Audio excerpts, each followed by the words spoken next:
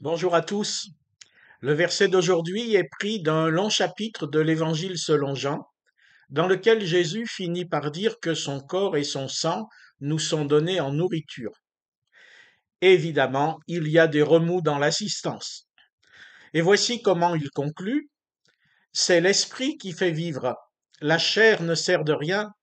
Les paroles que je vous ai dites sont esprit et vie.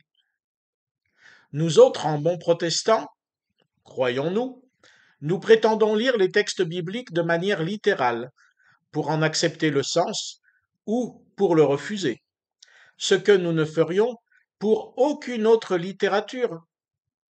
Et voici un verset biblique, qui plus est dans la bouche de Jésus, qui nous dit de comprendre spirituellement et non pas au sens littéral. Nos réformateurs le savaient bien, pour qui le premier et seul sens n'était pas sans intelligence, mais dans une littéralité spirituelle, si l'on peut dire. Il faut comprendre ce qu'on lit avec toutes nos capacités intellectuelles et scientifiques, mais aussi avec l'aide du Saint-Esprit. Ce qui ne signifie pas qu'on peut faire dire n'importe quoi au texte biblique. Par exemple, entre une lecture littérale, la scène serait ainsi du cannibalisme, et une lecture symbolique sans frein, au nom de laquelle on ne célébrerait pas la scène ou seulement entre gens qui savent, on peut aussi laisser l'Esprit nous ramener vers Jésus. Car l'Esprit Saint nous parle de Jésus, de ce qu'il a accompli pour nous offrir la vie éternelle dès cette existence-ci.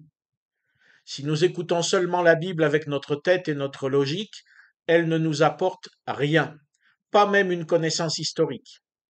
Si nous écoutons autrement la Bible avec notre tête et nos fantasmes, elle ne nous apporte rien non plus et nous ne sommes renvoyés que vers nous-mêmes.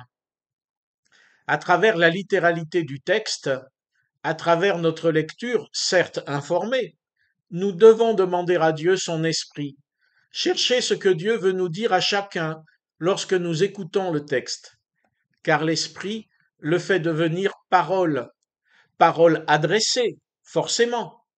Il nous transforme non pas en lecteur ou simple auditeur, mais en destinataire.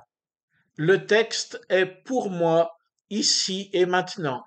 Dieu me parle ici et maintenant. La lecture biblique est donc prière.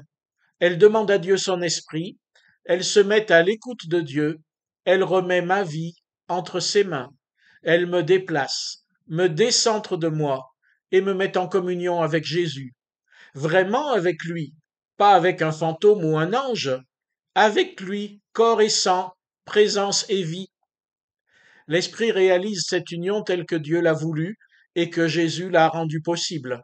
Il me fait enfant de Dieu lorsque je reçois sa parole et que Jésus se fait présent en moi.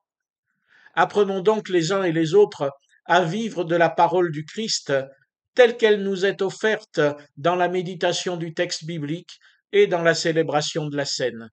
Demandons à Dieu son esprit. Bonne semaine à tous.